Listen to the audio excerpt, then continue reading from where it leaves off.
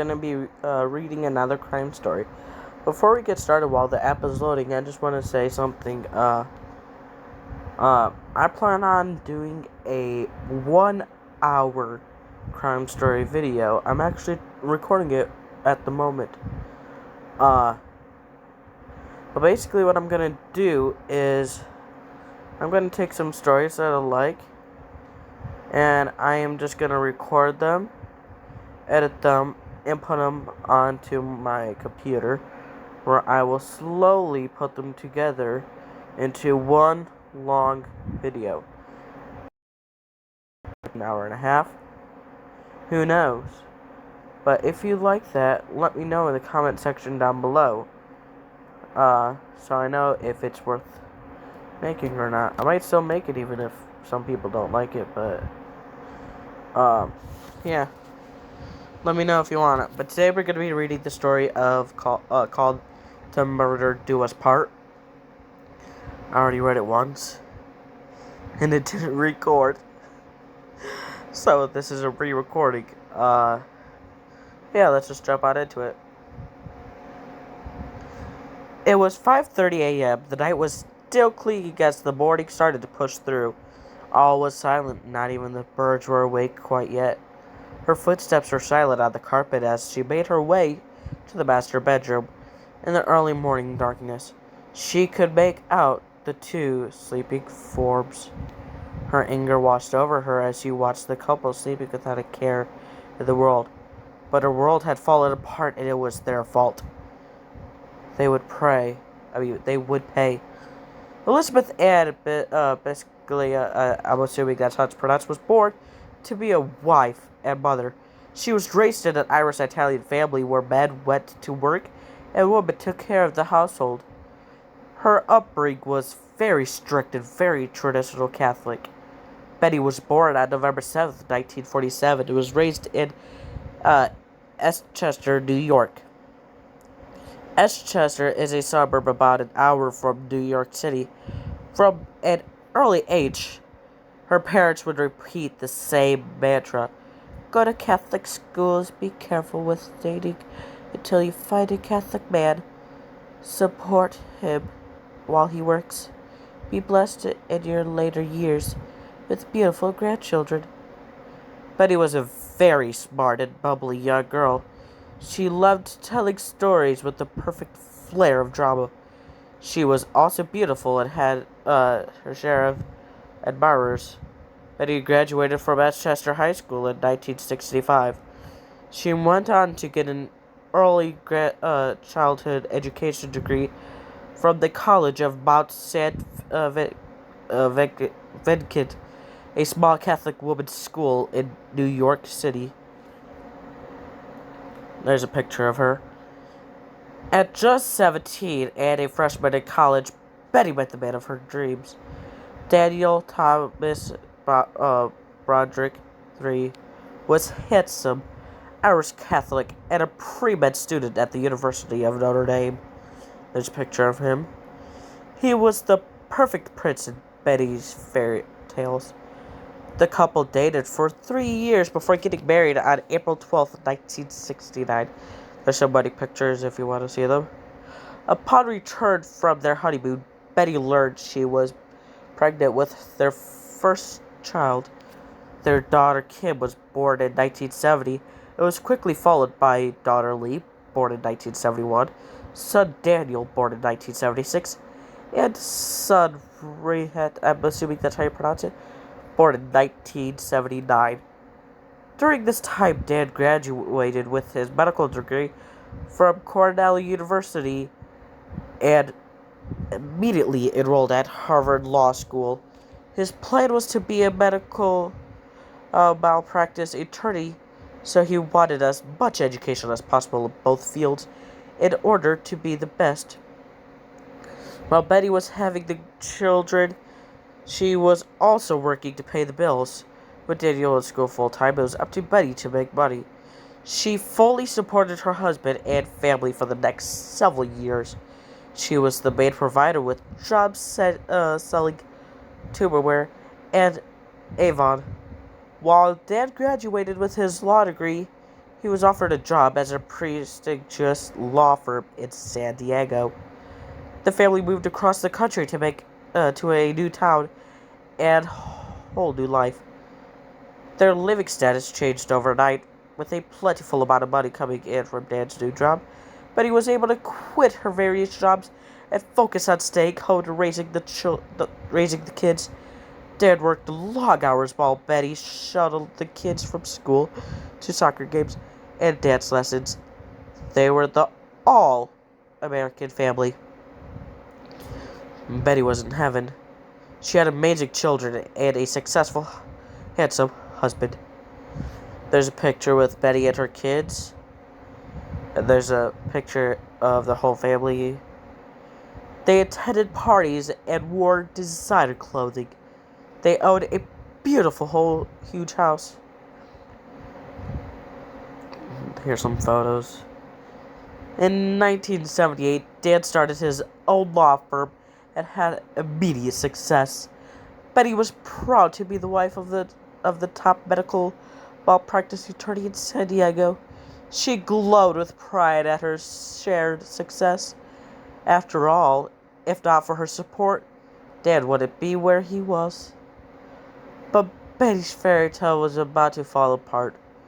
By 1983, the Brodericks were millionaires, living in the well-to-do La Jolla suburb of San Diego.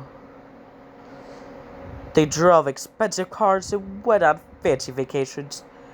They appeared absolutely perfect. Until Linda Colgada. Linda was 21 years old and Dan's new legal assistant. She was young and beautiful and caught Dan's eyes. She even looked like Betty from 20 years earlier. Linda had recently been fired as a flight attendant from Delta Airlines, and in the fall of 1982, she was hired by Dan's law firm.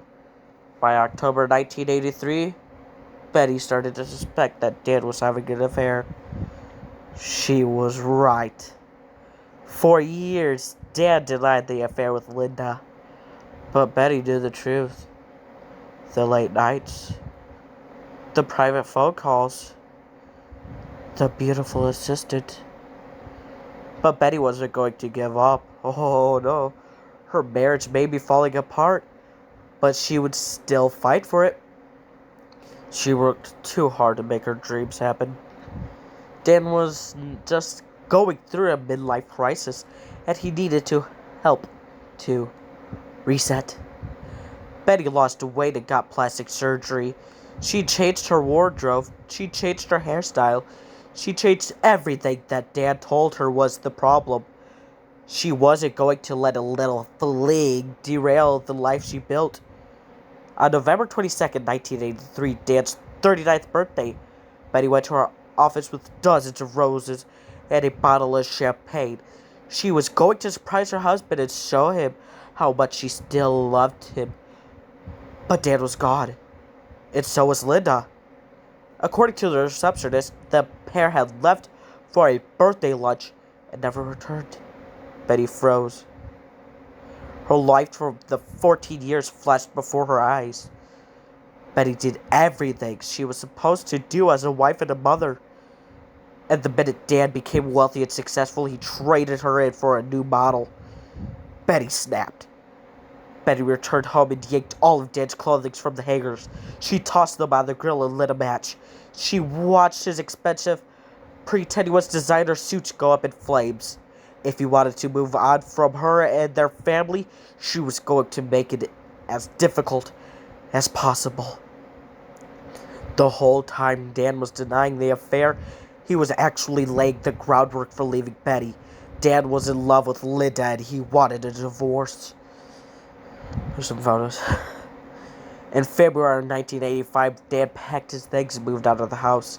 He left Betty and his children behind. By the spring of that year, Betty began to act erratic.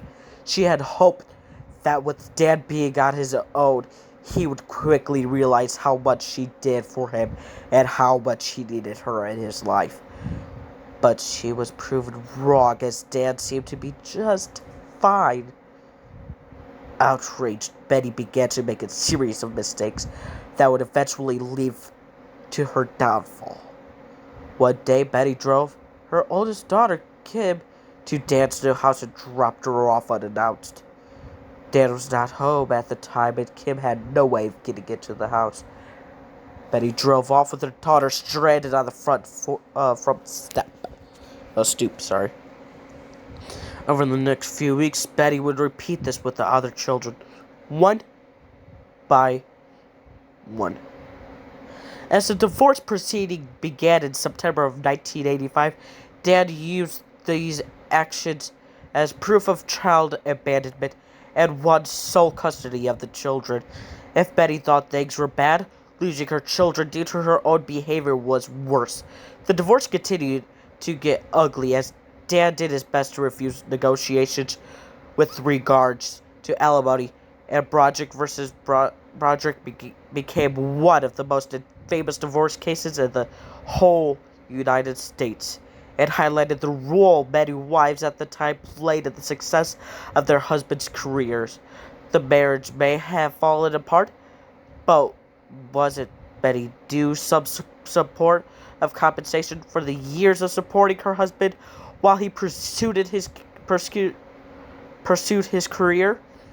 During these proceedings, Betty was broke away from her children and on a downward spiral. No attorney would help her, and she was fighting a legal battle with a man who was a master of the arena.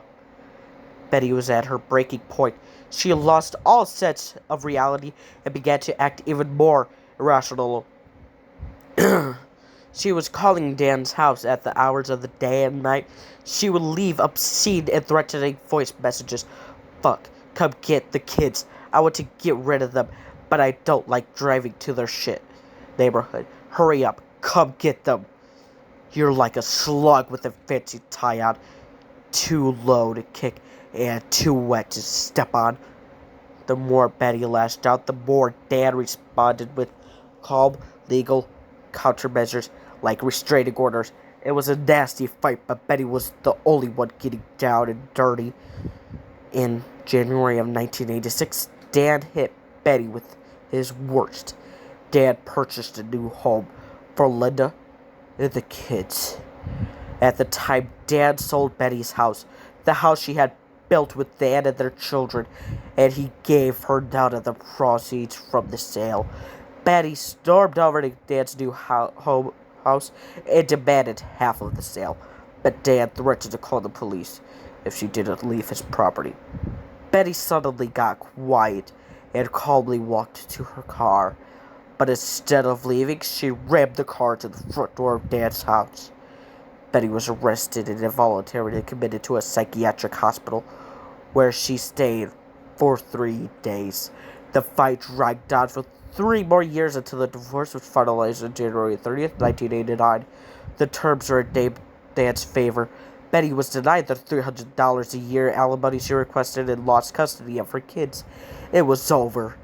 Dan was going to marry Linda, and Linda was going to raise Betty's children. On April 22nd, 1989, Dan and Linda were married. There's some photos. So in the next few minutes of this video, after these 4 paragraphs, there's going to be a graphic photo. So I'll give you a warning once I get to the bottom. But if you don't like blood, you might want to look away once I get to that part. At the same time, Betty walked into a sporting goods store and bought a gun. It had been 6 years of battle, and Dan had won, but Betty was still fighting to win the war. On November 5th, 1989. 7 months after Dan and Linda's wedding, Betty drove to their home. It was 5:30 a.m. It's still somewhat dark outside. She used her daughter's house key and walked into the house with her gun. She stepped foot into the master bedroom and silently watched as Dan and Linda slept peacefully in their bed. Alright, here's the graphic part. So, if you have anything that will trigger you, mute the video for I'll say about a minute and look away. Alright. With her gun, she stepped foot in... Oh, wait. Betty raised the gun and pulled the trigger. Linda was shot twice in the head and chest. She was killed instantly. Dan was shot once in the chest. Dan was still alive and choking on his own blood as Betty disconnected the phone and walked out of the house. Dan lived for another 30 months before succumbing to his wounds. Alright, if you don't have the video muted, you can look again. I have the video hidden. That night, Betty turned herself into the police. In October 1990, a year later, trial for the murders of Dan and Linda Broderick began. Betty's defense claimed she was a battered wife and was physically, emotionally, and psychologically abused by Dan. They argued for manslaughter. The state argued that when Betty brought a gun to Dan and Linda's house, it became premeditated, that amounted to first-degree murder. Betty claimed she brought the gun because she planned to kill herself in front of Dan and Linda to show them what they had driven her to. But Linda woke up and startled Betty, who then began to shoot at them instead. In November of 1990, the trial ended with a hung jury. A year later, in October of 1991, the second trial began.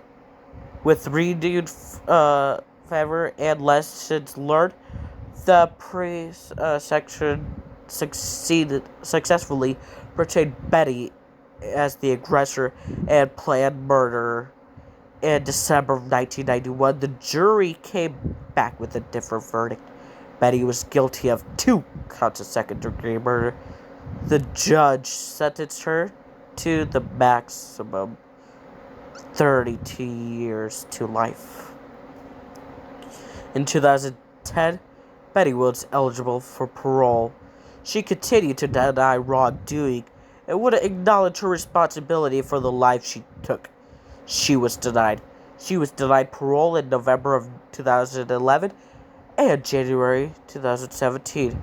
She will not be again eligible for parole until 2032, which is in 11 years. Dan and Linda Broderick are buried together at Greenwood Memorial Park in San Diego. If you enjoyed this video, make sure to like and subscribe and turn on post notifications so that way you never miss another video. I'm going to try to upload again on Wednesday and again on Friday. And then I'll try to have the 1 to 2 hour special uploaded by the end of November. Thank you, and have a great day. Peace out.